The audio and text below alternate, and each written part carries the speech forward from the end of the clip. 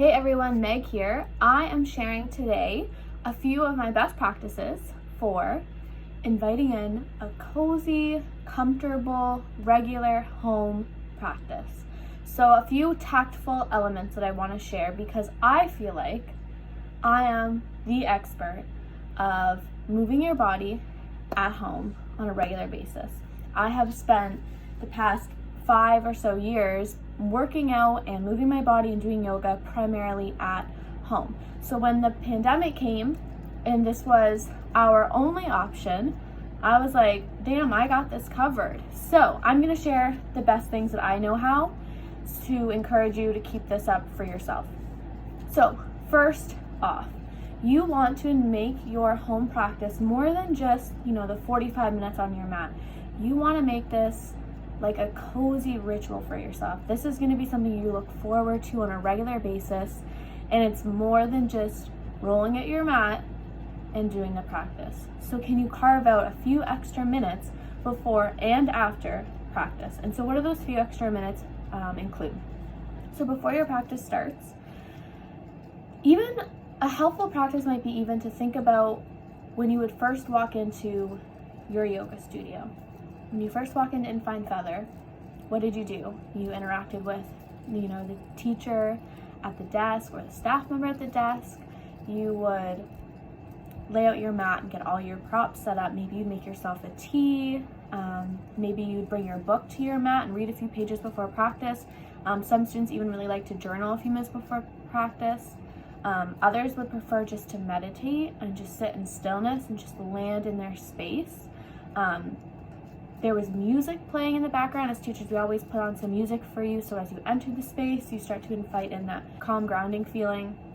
We would have essential oils or even incense on. And so these are elements that I want you to bring into your home as part of your ritual for setting your space. So let's break that down.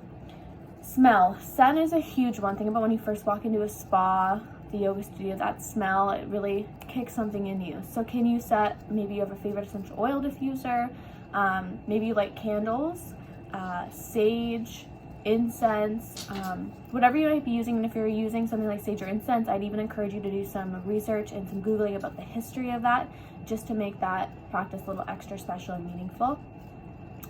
Laying out your mat, the props that you bring to your space. So if you don't have props, perhaps it's something you ask for Christmas, or something you look at for the deal, so that when you have a little extra spending for yourself, you can gift yourself a strap or blocks or a bolster, a meditation cushion.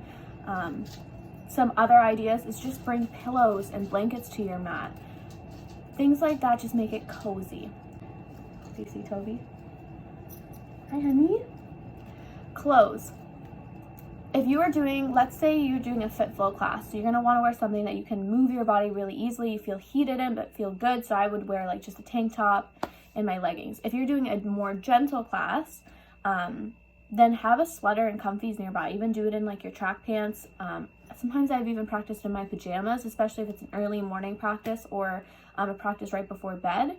What you wear really does matter. So if you're, and I prefer to wear fresh clothes when I'm moving my practice. So even if you were wearing Lululemon tights or leggings all day, I would put on a fresh pair before you move your body. Just so there's an element of feeling fresh and clean that inspires your practice a little more. Music, or even a white noise machine. So I have a fan that I run all the time. There's just something about white noise that I find helpful for me. There's a lot of apps that have white noise. We as teachers love to share our Spotify playlists. So if that would be helpful, you can always reach out to us on Instagram or even email us, and we can share a couple playlists that we love. Playlists set the tone, and again, start your music before class even starts. Start at 5 minutes before and just get invited in that mood. A beverage. So maybe you make yourself, a glass of lemon water and make yourself a tea. I like to sometimes have the rest of my coffee to sip on in the morning when I finish my morning practice, let's say. An element of just making yourself a beverage is a really nice way to prep. All right. If you will live in a house with other people, for me, I just have my cat and my dog.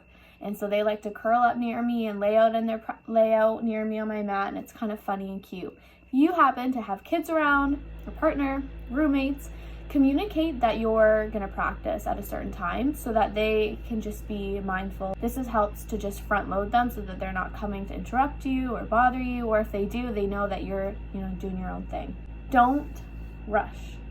So if you are in a rush, you're in a hustle and bustle and you're trying to get everything set up in time and then lay in your mat, it's not the same sensation. So I really do, let's say class starts at 10 a.m. every day, set your alarm for 9:30 so that when that alarm goes off, you know it's time to set your space, get yourself in the mood, into a flow, so that you can land on your mat a few minutes before class. This also gives you the opportunity to chat with the other students. So as people pop on, there's a lot of people who will keep their video on and say hey, or they'll chat in the box and chat with the teacher or the other students that they know. With that also comes with, journaling before or reading before, if that allows you to chill out a little bit.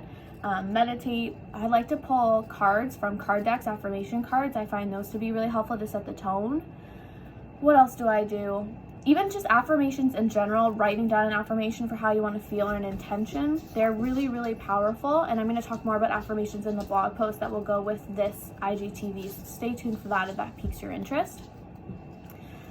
Going along with feeling clean and fresh for your practice, make sure you're cleaning your yoga mat and you're cleaning your props. There's tons of yoga mat sprays. Love My Mat has a great one by Shelly, and it just smells nice, but it makes your space feel clean and sanitized, and it's just a nice element. There's an element of just sealing your practice up with spraying everything down and rolling up your mat. It just kind of wraps it up and makes you feel good. Laying out your mat the night before. So this is really helpful if you plan on practicing early in the morning. Let's say you want to get up at 6 a.m. and press play on a pre-recorded class to start your day.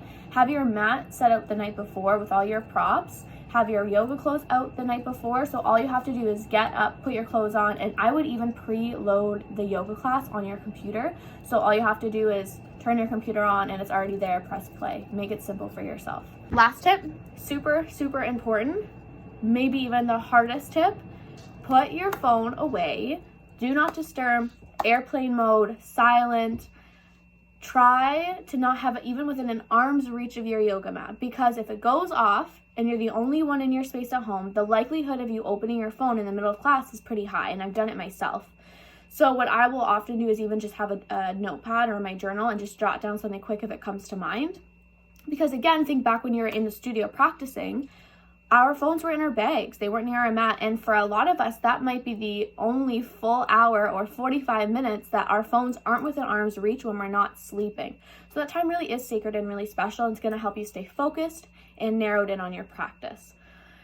I hope all of these are helpful. Again, I feel like the expert in a home practice, and I hope this can spark some conversation where we can share some tips and some ideas that have been helping each other set their space and make us feel relaxed and get into the mood for a great yoga practice. So I encourage you to take control and care for yourself enough to do these extra few things, because eventually they just become part of your routine. You don't even have to think about them. We love all of you. Thanks so much for being a part of our community, and I'll see you on your mat.